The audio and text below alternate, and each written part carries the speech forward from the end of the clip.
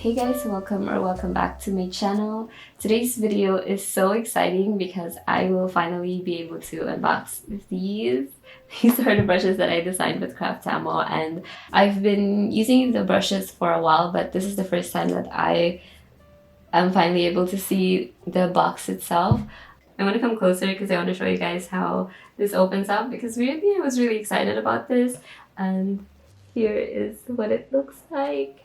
Look at how beautiful those rose gold accents are. It's gorgeous on the inside, but they are actually on the front too. Again, I'm not sure if you can see that with the lighting, but I will insert B-roll with that showing on there. But look at how beautiful these brushes are. So I had to come back to record this again because I forgot to show you guys the most important part of this box. It's magnetic. That's it.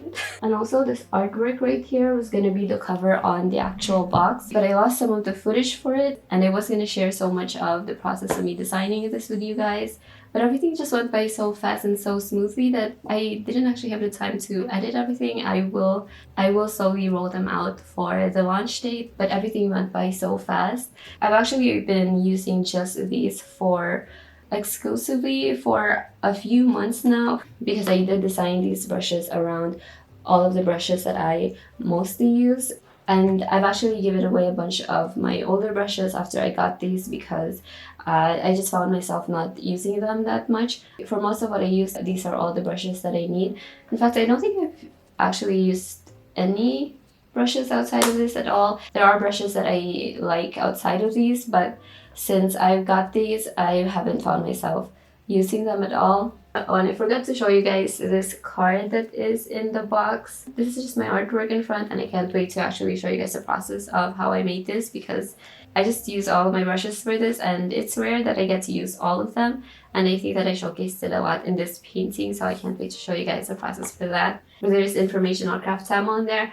The most impressive thing about them is that they're cruelty-free, so I just find that really admirable.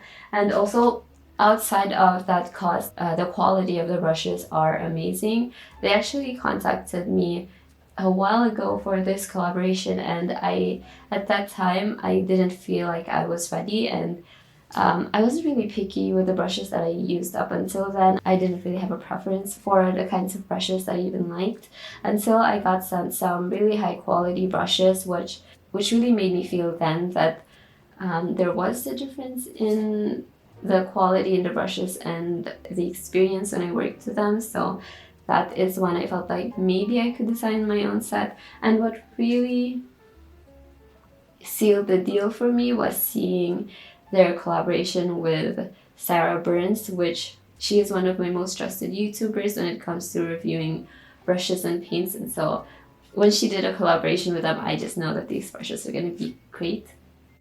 So I want to go ahead and introduce you guys to each one of these brushes. And so the first brush that I designed is the first brush that I would use in my painting. So this one is my #1 flat brush. This is just great for laying down colors fast without having them dry. You know, when you're laying down those first washes of colors with watercolors and you don't want to get those dry edges before you could go over your whole paper, that could be hard to get if the brush that you're working with isn't big enough to hold that much water. So I specifically designed this brush to do that. And because it's 1 inch, it's just great for laying down those colors fast. But you can still move around your subject if you just want to go over backgrounds or just one element of the painting and not the full thing. So that is the first brush in the set. The next one is my #10 round brush. And I just love how pointy this one is. So even though it holds up so much water, and I designed this to be used for those first layers after you lay down the first wash with the flat brush, this one I almost skipped because at around that time I was working so much with small paintings that I didn't really feel like I needed this. Thank goodness, at around the time that I was finalizing the set, I made some bigger paintings with Patreon, and this is the only brush that I felt like was lacking in the set. Something that could help me lay down colors fast, but would also be great for navigating the roundedness of portraits in those initial layers. So I'm really glad that I included this one. I feel like the set wouldn't be complete without it. The next one is the number 8 round brush, and this one too serves a similar purpose as the number 10 brush, except for when you're painting smaller pieces. I find myself using this much more when I'm working with the usual size of my paper. And of course the hairs on this one are just so soft and it holds up so much water. The same with all of the other round brushes in this set. They all have the same hair on them because I really had watercolors in mind when I designed these. And so the next one we have is my smaller flat brush. For this one, I had gouache paintings in mind, and this is actually one of the brushes that I didn't design around the brushes that I already have. So this one isn't meant to replicate some of the brushes that I have. This is the brush that I really wanted, but I didn't have. It's just broad enough to lay down some flat and brickish looking brush strokes. I use it a lot for my gouache pieces, and especially for my painting over my sketches pieces.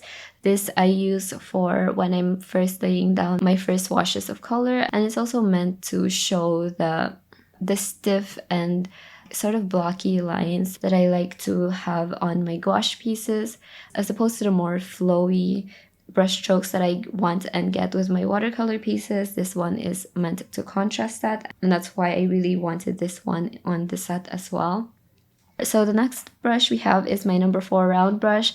I was so impressed with this one because I didn't expect it to hold that much water. I meant this to be more for drawing in the smaller details in my watercolor paintings, but as I used it more and more, I find myself using it earlier than that just because it holds up a lot of water, and it's basically just a little brother of the other round brushes on my set. But I was most impressed with this one because it was more versatile than I expected.